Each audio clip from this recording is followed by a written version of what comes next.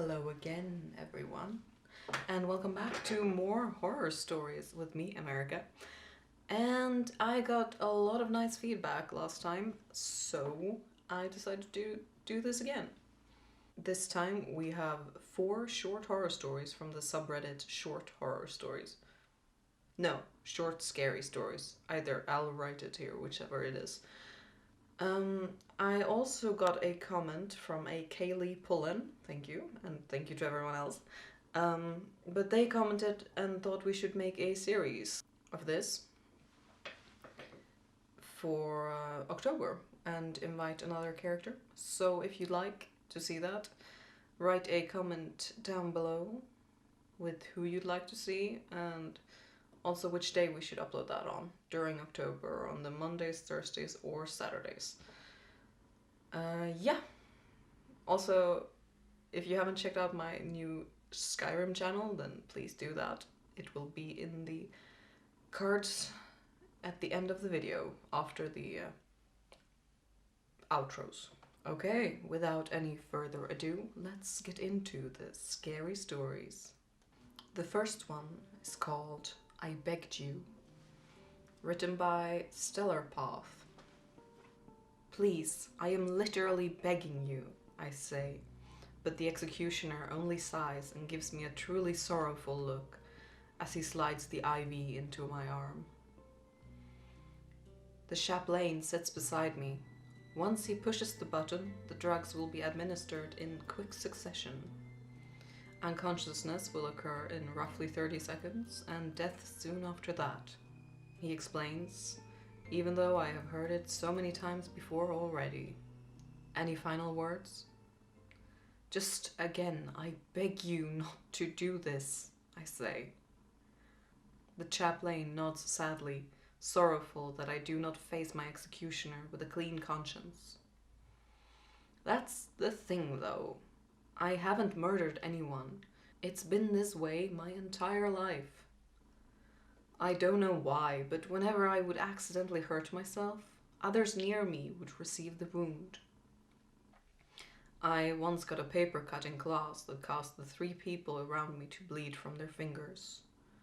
In high school, I was in a car accident, and even though my side of the car was hit, my girlfriend developed a broken leg. I'm always very careful. I take care of myself, try to stay in the very best of health. But when I was mugged by that trio and he shot me in the face, their faces exploded, not mine. And when the cops came, they found me kneeling beside their corpses, trying to figure out what to do and stupidly holding the gun. Around 30 seconds after the execution started, I see both the executioner and the chaplain fall to the floor with a hard thump. I begged you, I repeat sadly. Number 2 is called A Deal with the Devil by Commander Section.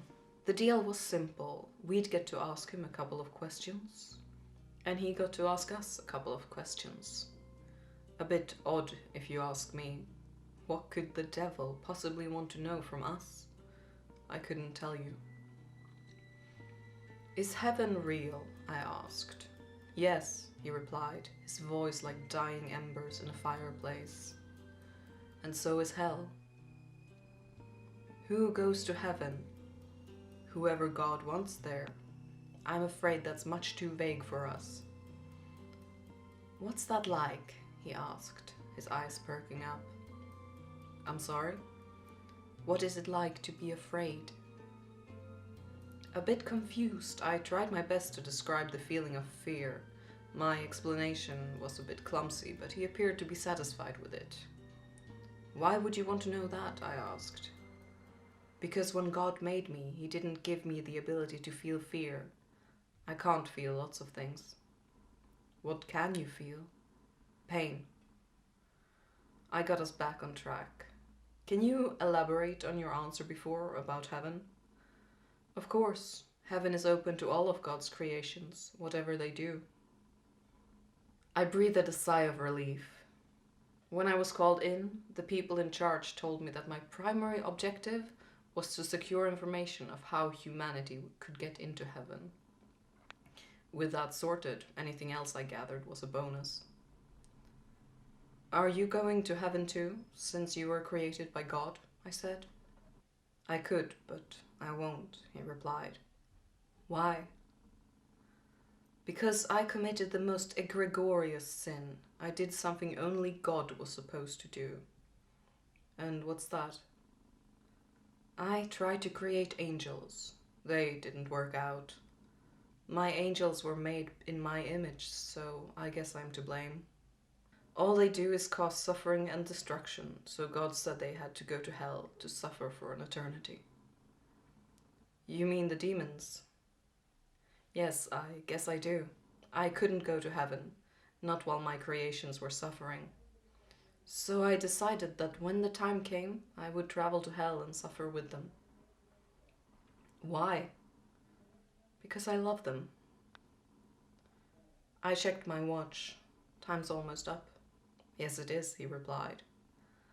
I have to go back and get debriefed, I said, preparing to leave the facility.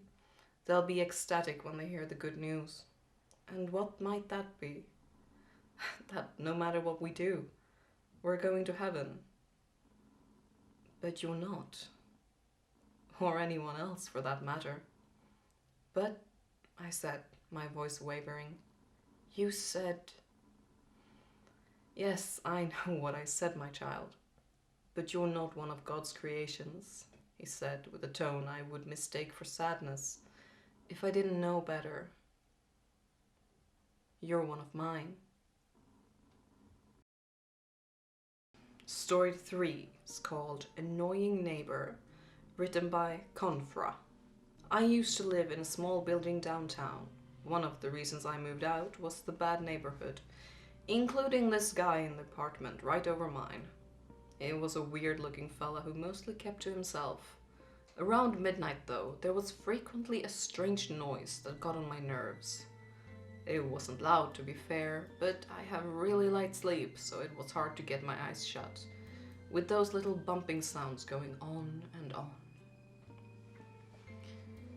It reminded me of high heels walking about, but not as loud, as if the person causing the noise was actually trying to be silent. After a few days, I realized the pattern was always the same, like a recording played over and over with random intervals in between. And that went on for the best part of a year. Always the same sequence of bumps, slowly tattooed into my mind.